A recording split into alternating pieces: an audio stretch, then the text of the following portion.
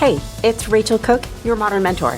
I'm the founder of Lead Above Noise, a firm specializing in activating workplaces, helping you discover ways to amplify performance and employee engagement together. We do leader boot camps, keynotes, and pulse checks. Just let us know what you need. So today's episode is a conversation that I had with Maureen Cawley. Maureen is the Chief People Officer at Saatva, the smarter luxury sleep company. She's a human resources executive with progressive experience leading teams to deliver great results. Maureen has a deep understanding of the dynamic, changing workforce, and she's skilled in developing, protecting, and retaining top talent. And given all of the uncertainty and overwhelm creeping around our workplaces these days, I thought it would be helpful to chat with someone on the inside, someone who is seeing firsthand how people are experiencing all these challenges, and to get her thoughts on strategies for coaching and supporting people through it. I hope you hear something great in here. Well, Maureen Cawley, Chief People Officer at Saatva, thank you so much for being here with me on the Modern Mentor podcast today. Thanks, Rachel. I'm really happy for the invitation. I appreciate it. I have really been looking forward to this conversation. In full disclosure to the audience, Maureen, you and I have known each other virtually. I don't think we've met in person, but we've known each other virtually for a little while now. You are just a tremendous industry pro. You've got a lot of really interesting things to share on LinkedIn. You've been speaking a fair amount lately. And I invited you on today because I feel like the world of working just keeps changing and flipping upside down. And, I'm often having opportunities to interview authors and researchers and kind of different experts who are a little bit more external to the realities of the working world. And I thought it would be really interesting to bring in a chief people officer in industry whose sleeves are rolled up and you're kind of living in it and wading through it day to day. And I thought we'd tap into some of your insights if that works for you. Sounds great. Awesome. Okay, so let's go ahead and dive in. So I feel like before I start with some of the questions I have for you, I want to start with a little bit of what I hope is a softball. So Saatva was recently awarded a Best Place to Work accolade, if I'm not mistaken. Right. Yes. Amazing. That is a huge achievement. Many, many congratulations to you. I think people are really interested in getting close to companies, ideally becoming part of companies that have been given such awards. And I wonder if you can share a little bit with us about kind of what's some of the magic behind that. What has Saatva done so well that maybe others of us can learn from you? So anybody who's worked with me for any period of time knows that surveys make me very nervous because in my job, I encounter anyone who has a workplace problem that can't be resolved tends to get escalated my way. So what I deal with day to day tends to be what's not going well in the work environment. So the survey, when you kind of go to your team and you put it all out there and you ask them 50 questions about what their experience is like, and you're waiting for the answers, there's a lot of nerves there. And what it does is it provides the team the opportunity to be honest about what their experience is. And in order for the organization to grow, you need that feedback. We get a lot, as I said, I get all the negative feedback. The survey tells us what to do more of, what the team wants, what they like about working here. So it really tells us what to lean into. So for us, receiving awards that are public and being listed as a great place to work is an honor because you see your company alongside all of these other aspirational companies, but it's even more meaningful because it's direct feedback from the team. So it's really special for us. That's huge. Congratulations. And so are you able to share maybe one or two of the highlights that came out? What are some of the policies or programs or kind of cultural attributes that people really raised up for you? We know at Saatva about half our team is working remotely. The other half is working in retail environments in our viewing room locations. And we know that remote work has been a huge advantage for us with our corporate functions. We say sometimes that people know they're in their last remote job and that benefit is very, very highly valued. And we respect work-life balance. On the retail side, we have very beautiful locations. Our model's unique. There's no inventory. It's just the opportunity to educate customers about our product. And the hours are very reasonable and the schedules are consistent. So what we find is it's sort of the baseline quality of life that we're able to offer to our team. And then the quality of people that work at our organization. Those two factors really drive a positive experience. That's amazing. Congratulations. And I do think that that lines up with what some of the research is telling us, right? I think we all know that particularly since the pandemic, having some semblance of flexibility, the ability to balance your work with your lives, it's just become so crucial and critical to people. And for those who do need to go into an actual facility to have it be clean and beautiful and safe, it doesn't surprise me that that stands out. The last thing that jumps out for me is, there's this idea of purpose, right? A lot of the research is saying that people today are really ranking purpose very highly. And I think a lot of us tend to think that purpose has to mean we're saving babies, we are changing the world, we're doing some sort of medical research. But what I hear you describing is they're just really close to the customer. They're not trying to push off old inventory that's been kind of sitting in a basement for a while, but they're just having an opportunity to talk to people about their sleep and their rest, which we all know is so important, and just getting an opportunity to put the right products in their hands. And I can see that being really meaningful for folks. It is the right products, the right policies. So with our customer service team, they have a 365 night home trial guarantee, and there's a warranty after that. So you're not putting somebody who's a frontline worker in the position of having to your point, push a product they don't believe in, or deny a return when it really isn't fair. There's a quality that has to come all the way through what we say we're doing as a company to the way that our team carries that out, and then in my role, delivering that same thing to the team. And I think probably what we're going to talk about today is a little bit of the concept of consistency. So especially over the past couple of years, life is just coming at us so fast, and we're navigating all of these different changes. When you can offer somebody, a consistent schedule, a boss who's, fairly reasonable and even keeled, the work can be challenging. All of our work can be challenging, but the work environment we should be able to count on as something enabling and steady when so many things around us are unsteady or unsure. Absolutely. I love that. And you're right. We are going to get to that today. So thank you for teeing that up.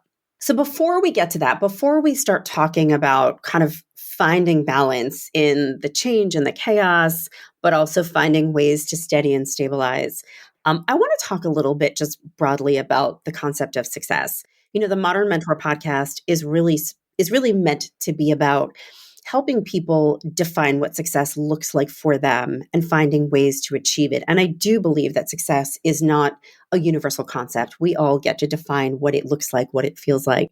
I'm curious for you as a seasoned executive, as a chief people officer, both, on behalf of yourself as a human, as a working mother, as an executive, but also just on behalf of the teams that you are supporting within your organization. How has the idea of success kind of shape-shifted or changed for you over the past couple of years? Yeah, I think that's so important, what you're asking, Rachel, the concept of success shape-shifting. I think many of us get stuck before we even get started because we have a definition of success and we won't let it change. And we're not open to a little bit of shape-shifting, which is now required.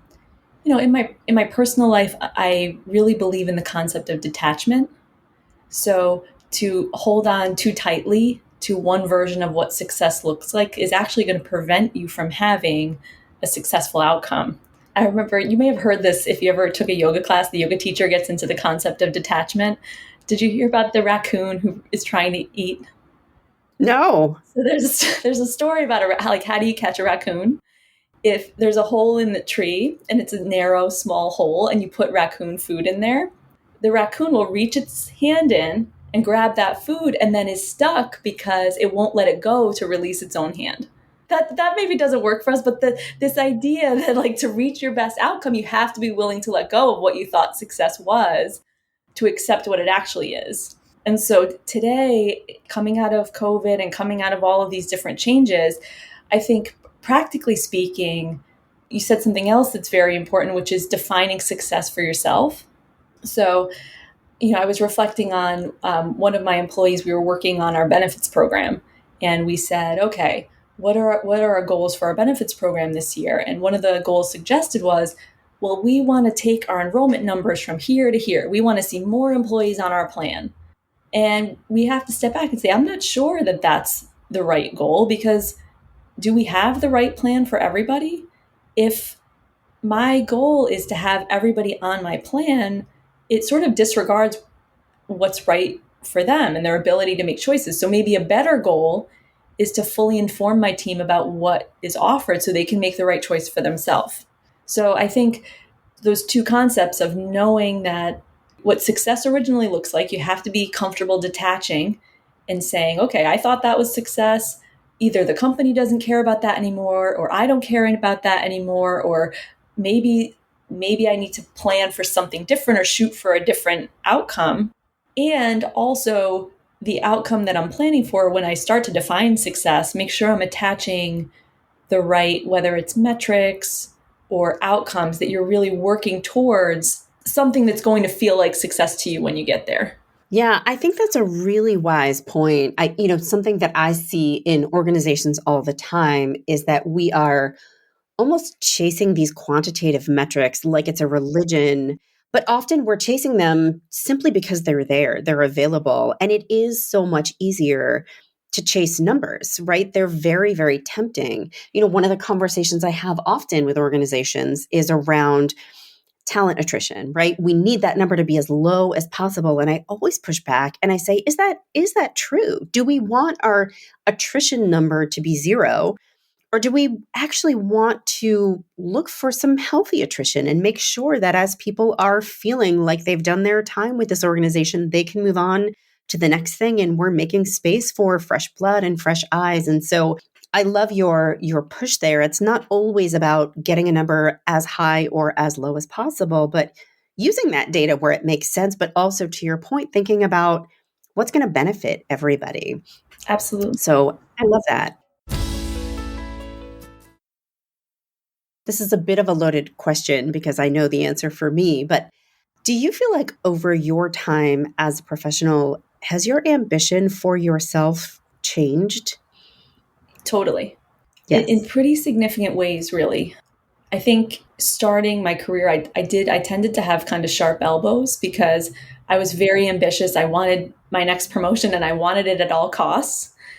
And that changed for me when I got into a terminal role.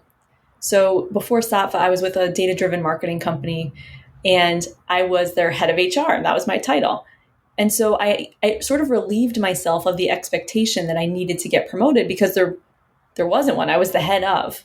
And so I was allowed at that point, or I allowed myself rather, to think about my contribution to others and sort of using my career as a give more than like a personal take.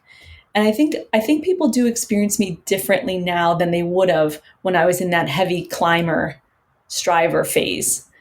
And it served me really well at Saatva. I was promoted here twice, which I was very proud of, but it wasn't something that I was chasing or looking for. It was something that, because I was focused on the work, my team, the broader team, the success came, but it came in such, probably for the people around me, a much more peaceful way. Yeah, congratulations to you on kind of being able to make that shift. Not everybody can.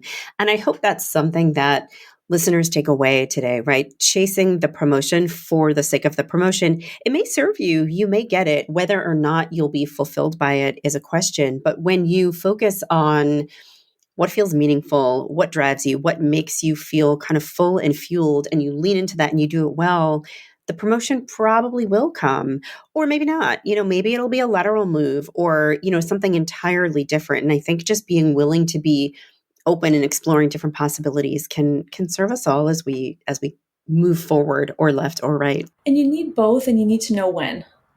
So there are times when you need that promotion and you need the title because you want to advance and there are financial goals you want to hit. So I don't think it's fair to take generally to people and say, oh no, don't strive for a promotion, just accept what comes. No, sometimes you have to really grind for it, but that can't go on forever. There are other times when you need to sort of embrace what's in front of you. Particularly now, I think we see a lot of headlines that's exactly what workers are doing, is sort of evaluating where they are in light of the difficult employment landscape and saying, okay, I'm going to make the most of this opportunity because I have plenty of opportunity here. Even if it's not all climbing the ladder, I can deepen my experience, I can broaden my experience. So when the environment changes and those advancement opportunities are there, I'm positioned to do it. So again, and this is to that point of all the changes, you have to know what season you're in. And sometimes it's hard to identify. Could not agree more, and really, really well said. All right. So Maureen, let's go ahead and move on. I know you and I have chatted a little bit about how much noise it feels like there is in the system right now, right? There is just so much happening in our organizations, in the country, in the world, right? It just feels like the past few years have been so full of chaos and noise. What are you doing? What are you advising people? How are you supporting your organization in sort of, we can't ignore the noise. It's real. It's calling to us. We have to be present for it. And we have to be able to sometimes tune it out, focus on the work, get important things done. What advice are you offering, and what tools or strategies are you using for yourself these days? Yeah, it's a difficult question because if there were an easy answer, we'd all be doing it already. And so I think it is many times a one day at a time activity. So it's not, oh, I'm going to be, a focused person. I won't be distracted by the news and I won't be distracted by my life. You kind of have to allow room for it. Because I think it's another place where if you resist it and you say, I'm going to block out all the noise and I'm going to focus only, you're not going to be successful because it's probably not possible for most of us. So if you give yourself a little room for sway and you accept the reality of a certain amount of chaos, and you quite tactically block time for it and allow it to occupy the space it's going to occupy anyway, you can sometimes be more productive in the focused time that you have because you've been realistic about what you can do. So that's sort of a practical, like everyday working, I think, way to manage it. Organizationally, the visual that I always use is you have to pick your head up, because the emails, you will get through your email, you will get through the day-to-day challenges, but to be successful and to really, in my opinion, lead above noise, you have to stop looking right at your keyboard or your screen and look up to what your goals are. If you ever think about it like a swimmer in open water, you'll see they do this. They have to occasionally pick their head up and make sure they're heading towards that next buoy. And with our work, it's very much the same thing. And those recalibration moments where you say, okay, I've been responding to my work and I've been accomplishing what I need to do week to week, but am I still working towards what I want to accomplish at the end of the year?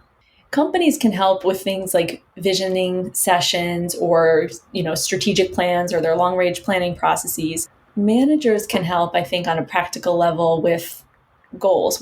Most companies will set goals at the start of the year.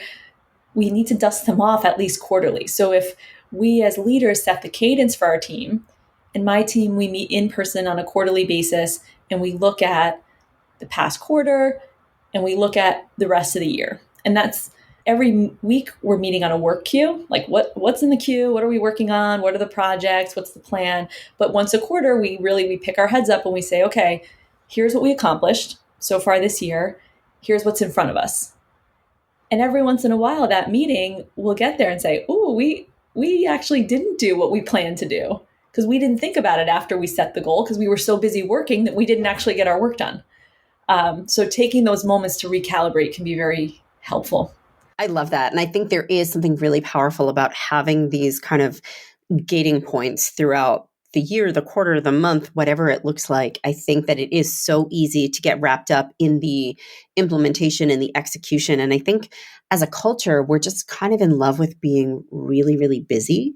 And, it's so interesting. My family had the opportunity to travel a little bit in Europe a couple weeks ago, which was incredible. And all I want, and I love being in Europe. It's such a gift to be able to be there. I will confess, I am an American coffee fiend. I just want like a giant coffee in my hand at all times, whatever I'm doing, wherever I'm walking. And in Europe, they don't do that. They don't have to-go coffee cups, you take an espresso at the bar, or you sit and you enjoy. And I personally find it really hard to do that. They are quite intentional about that. They are very much in love with the idea of not being, and I'm speaking obviously in broad strokes here, but just my experience of being in Europe, there is a love affair with not being so busy and just being connected and present and enjoying time to rest and be with people. And it was a real reminder for me. I'm trying to carry that with me a little bit, some days more successfully than others, but I think it's important. Absolutely. And I work for Saatva. We're a sleep company. And so Yes. Okay. that's very relevant to us because if you ask somebody, oh, how are you? People are going to say, oh, I'm tired. How are you? Oh, I'm busy. How are you? And, for our company, actually, we would prefer if people say, wow, I feel great. I feel refreshed. I recognize that I'm uniquely fortunate in working for a sleep company because my company wants me to feel good and feel refreshed and have a good night's sleep. So, culturally for us, I think a lot of our employees really appreciate that if I'm tired all the time and I work at Safa, that I'm doing something wrong. It's not great branding. Not great branding. Yeah, that is super interesting. So how do you help people with that? Besides, being on a podcast and talking kind of conceptually, how do you encourage people to sort of like break out in moments during their day and just sort of stop and pause and actually ask the question, am I working on the right thing? Am I doing this more efficiently? Could I be collaborating to get to the finish line more quickly? How do you help people make that a habit? And then what advice do you give, if So any? as a manager myself, I think we have an opportunity to interrupt some of that busy, tired narrative. So, on my team, we all have different capacity challenges at different points. But if someone on my team tells me I'm having a capacity challenge, I'm working so much, the interruption as a manager comes in to say, okay, well, tell me what that is. What is working so much to you? How late is late when you're working late? And as a manager, you have a responsibility to help your team with time. And sometimes it's an accountability. You're not allowed to have overtime. So you have to help your team find ways to get their work done within their set amount of hours. Sometimes it's exempt employees, and we're thinking about their work-life balance, their long-term productivity, which is much better if you don't burn your team out by overworking them in the short term. So I think there's an opportunity to challenge respectfully, because you're not going to do a time study with your employee and what are you doing at every minute and why are you so busy, but sometimes talking through that feeling of overwhelmed and the chaos is getting to me. Well, what's getting to you? All right, well, what's on your plate that's making you feel overwhelmed? And most of the time, if you really break it down, there's a solution. And for some of us, again, as managers, we can say, oh, that project is bogging you down. Oh, I don't really need that by Friday. Give it to me in 2 weeks. Does that help? And it's amazing what that can do. So to your point earlier about success and setting the right metrics, when you're helping your team to be above the noise, it's helping them understand what is noise and what is actually important. I think that that's really valuable. Something else I find myself talking to leaders about, and you and I have chatted about the work that I do with organizations around activation, right? And helping leaders really activate their teams by helping them to deliver, develop, connect, and thrive. And one of the things that I find is that we, the royal we, sort of have a tendency to assume that overwhelm is always a quantity problem. Overwhelm means too much work, too many projects, too many meetings. And what I find that leaders often discover when they move into this zone of activation is that sometimes the overwhelm is coming from the fact that their employees just aren't enjoying what they're doing, or they're not recognizing the full value of what they're doing. They're not recognizing how spending 2 hours a day in this spreadsheet is actually having an impact on the customer. And so sometimes the opportunity for leaders is to help their employees find the learning in it, to help them find the skill that they're building, or to help them find a more enjoyable way to get to the same end point, or even to help them understand like, hey, all of these numbers that you're crunching, this is giving us some powerful insights about our customers. Here's what you've helped us learn, and just helping them make those connections. And so it's just something else I like to sort of put in front of people. Absolutely. And as an organization, you have to decide if it's important. So that spreadsheet, if it really is pointless and your employee is telling you this spreadsheet is pointless. I do this spreadsheet 2 hours every week. You never follow up with me. Right. We can turn around and we can say, you know what? You're right. Let's not do it anymore. But if you need it and it is important and it is going somewhere and informing business decisions, then you need to tell your employee why it's important. And if they're telling you that they don't like it and it's not important, then you as a manager really haven't fulfilled your obligation to help the employee align their work to your company's goals. It's a lot of pressure on a manager, to tell you the truth. It is. It's hard. It is a hard time. Yeah. To be a manager. There are a lot of balls to be juggling, and I have a lot of time and a lot of empathy for them. Same. Agree. So I want to talk a little bit, you and I have chatted about how there's this balance that we need to strike within an organization. So, sometimes people talk about bureaucracy or politics or process, and it can feel very constricting and constraining sometimes. And also, yet some of these things actually offer value. They serve a purpose. And I think that there is a place for kind of infrastructure and process within an organization. And yet we also hear a lot about the importance of being innovative and creating new ways and new things. And so I'm just curious how you sort of think about that balance, how you talk about it, how you try to infuse it within the organization. Again, I think you need both. So I'm a structure person. I'm organized. I like process. I like to follow the process. It helps me make sense of the innovation or the out of left field idea. I can take it and say, okay, how does this fit in our process? And I'm not saying you can't change a process. You obviously, that needs to happen. You need to be continually adapting. What I'm suggesting is that you sort of need people like me in your organization, and you sort of need people like, my CEO or my chief marketing officer, both of whom are very creative.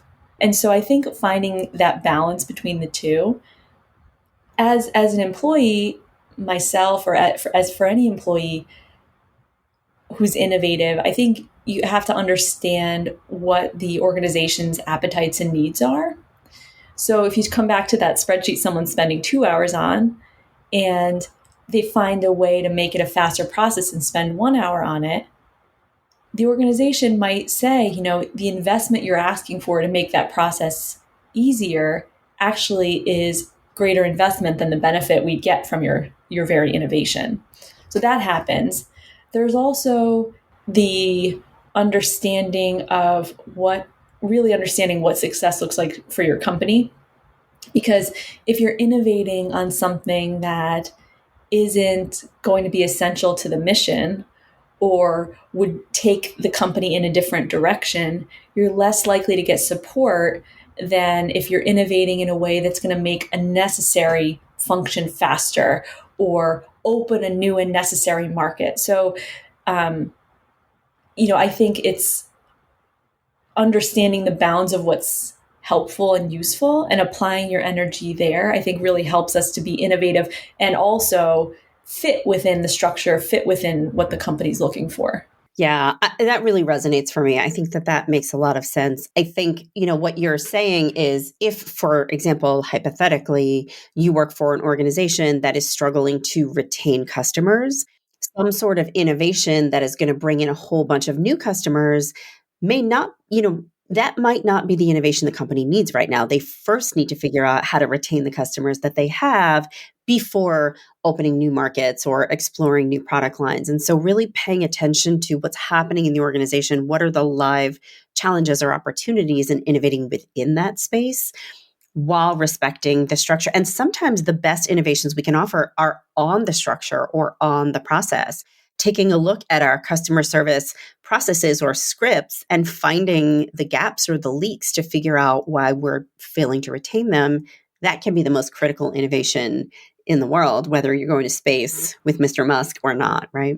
Absolutely. And if you think about yourself as a student of the business, like take your creative mind and learn as much as you can and be as curious as you can about your business. And then with that knowledge and that deep understanding of your very business, you'll be able to make helpful innovation versus if you're innovating based on assumptions, it's much less likely to ultimately be implemented. Absolutely. Really helpful and valuable. So let's talk a little bit about fire drills, right? Or whatever you might call them within your organization, because we all know that we make plans and we have a calendar, we have a schedule, right? We have a plan of what we're going to do for the day, and inevitably some emergency comes up at some point.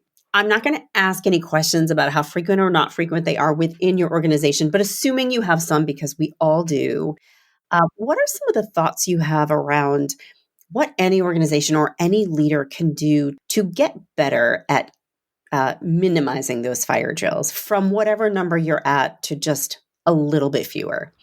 Any thoughts on that? I'm laughing because I remember when I started at Saatva, I had a huge personal capacity problem because I underestimated the amount of, during my onboarding, like how much I'd have to deal with in a quick amount of time. So how many unscheduled Oh, yes. occurrences I'd need to deal with. And it wasn't that they were problems, it's just that we didn't have the process in place. So a lot of times I think if you're in a new, you have to, again, understanding the seasonality of your career, if you're in a new role, you need to leave way more time than you think for the unexpected because your ability to anticipate is low.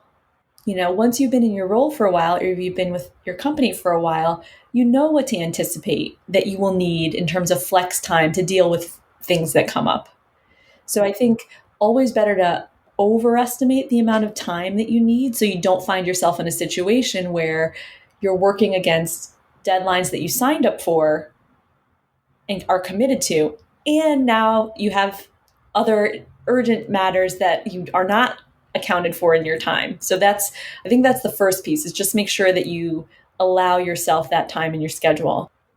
I think, and this is why I love structure, because if the structures are there, so if you think about compensation and you think about it in cycles and you have, your year-end review process and maybe you have a mid-year review process and you start to bring your group into cycles and your team starts to understand when we talk about things, like compensation might be a bad example, but if you use goal setting and we talked about picking your head up and looking at your goals on a quarterly basis, your team can start to understand, oh, the right time to talk about this is probably the quarterly meeting. Or, oh, I know that we meet every Monday at 2:00. I'm going to bring this up on the Monday meeting. You can start to, and again, it's not going to change. That's not changing the volume. It's just changing your ability to process that volume, which does make the volume feel much lower. And the same idea with process is you have a lot of fire drills if every time something comes up, you're figuring out how to solve it. To the extent you can develop routines and playbooks, you'll be better able to handle, what comes up. And that again, like thinking about diversity in a team, if you have seasoned people on your team who've been through different business cycles, those folks can be very, very valuable in helping you as a leader who's developing understand what's a fire drill and what doesn't need to be a fire drill. Yeah, absolutely. So just relying on your peers and tapping into their own experience and wisdom can be really helpful. Yeah. And also from a team perspective, like one of my personal rules is I don't take unscheduled meetings after 5, generally. Good. I try not to. Yeah. Because most of the time, if somebody wants to call me, like, hey, can I give you a call on my way home from the office? Usually it's because of like their personal feelings about a situation that are best discussed after a good night's sleep. Ooh, I like that. So if you tap into that kind of time of day and an employee who is, if someone on your team is always slacking you, oh, can I talk to you right now? Do you have a minute? And then they come to you with a big problem. sometimes redirecting them and saying, I'm not available right this minute. Why don't you write down your problem, outline it, send it to me, and I'll meet with you in a couple of hours or tomorrow. And you'd be sort of amazed how far somebody can take their own problem if you give them the space and the opportunity to do it versus jumping on it as soon as you hear about it. Yeah. And that I'm going to make an assumption that that took you a little bit of time to figure out. Like you noticed a pattern, right? And that's, I think, something we can all maybe be doing is noticing the patterns to the fire drills that are landing on your plate and what are you observing and how can you help kind of mitigate them over time. So I actually can't take credit for noticing a pattern and coming up with this myself. I worked with a very, very brilliant HR professional named Georgia Capers at my last company. Okay. And she told me, she gave me, in life, she said, if somebody comes to you with an emergency and you tell them you will meet with them in 1 week, they'll always have it sorted out by the time that 1 week date comes. That is. And so at work, we can't always wait a week, but that concept of give it a little time, see if it's still an emergency in 2 hours. Totally fair. Goes a long way. So that was Georgia Capers gave that one to me. All right. We'll have to shout her out when this goes live. So I'm curious, that sounds like great intelligence for somebody who is maybe sitting, let's say, at your altitude within an organization. What about somebody who's a little bit closer to the front line, maybe a little bit someone who's a little bit more junior, who feels like, you know what, I feel like my plate is full. I've got a max number of priorities. My day is back-to-back meetings. And these fire drills keep coming my way. And I'm not in a position to say, nope, I'll meet with you in 2 hours. There's no perfect answer, but I'm curious, do you have any encouragement or advice for somebody who might be feeling like they're sitting in that seat a little bit? Yeah, that's a great point because it is much easier. The higher your altitude, the more control you have over your time. So that's a very good point. But wherever you are in an organization, so you're like, let's say you have an unfortunate supervisor who doesn't manage their own timelines and now everything's an emergency for you and you're not really at liberty to say that your failure to prepare is not my emergency. Right. Can't always say that. You can ask questions and articulate outcomes. So I have a partner that I work with who's very, very good at this. If you want to change his priorities, he'll say, okay, you can change priorities. You can prioritize this project as number one. What that means is, here's what I need to stop working on. And sometimes that you'll make a supervisor stop and think and say, oh, no, actually, I don't want to reprioritize you. You were working on the right thing. Let me go find someone else to help me. So I think, you might not have always the opportunity to say, no, I'm not participating in the fire drill. But you can always say, I'm happy to participate in this fire drill. Here's what I'm going to stop working on, and here's what will be delayed. Is this what you want? I love that. And I think for somebody who even still feels like, I still don't quite feel empowered to say that, what I might suggest is that you frame it as a question. So, okay, I hear that this is a top priority. Here's what I'm currently working on. Do you want me to set that aside or this? Because I just want to acknowledge if I try to do them both, something's probably going to fall through the cracks. So you can sort of position it as I'm just asking, but I just want to make clear that like I can't be in 4 places at once. And you force that decision back on the manager, on the supervisor, because oftentimes what I always tell clients is your supervisors are generally not malicious. They have so many balls in the air themselves. They don't always know what's on your plate. And so sometimes just posing it as a question, hey, since I have this other thing on my plate, wink, wink, I know you probably aren't aware of that. So through this question, I'm making you aware of that. I'm forcing that decision on you. And I think that's a really helpful framing. Absolutely. And if you have a supervisor who's talented and well-intentioned, they're going to help you prioritize. Mm-hmm. And if you have a supervisor who is insensitive and says, okay, well, I guess you'll have to work late today again. Well, then you start to take that as data and eventually might inform your decision to move on. Or I know, for example, with my recruiting team, I have them pay very close attention to their volume because there comes a point when maybe the company needs to hire somebody But if you don't tell me where the capacity constraints are and we don't track it, and you just quietly absorb all of the excess work, it actually is doing the company a disservice because I'm not able to allocate resources appropriately, which is my intention. Absolutely. And I totally agree. And I tell people all the time, you are not being a hero when you take on the extra and you keep quiet about it. You're actually doing a disservice to your organization who is failing to resource itself appropriately. And I think that framing is really crucial. I agree with you. Yes. So, Maureen, I want to be so respectful of your time. This has been such a pleasure so far. I have loved everything that you've had to say. Before we wrap up, is there anything you feel like I haven't asked you, or that you feel like it would just be helpful for people to hear in this moment that we're in the craziness of the workplace and the world at large?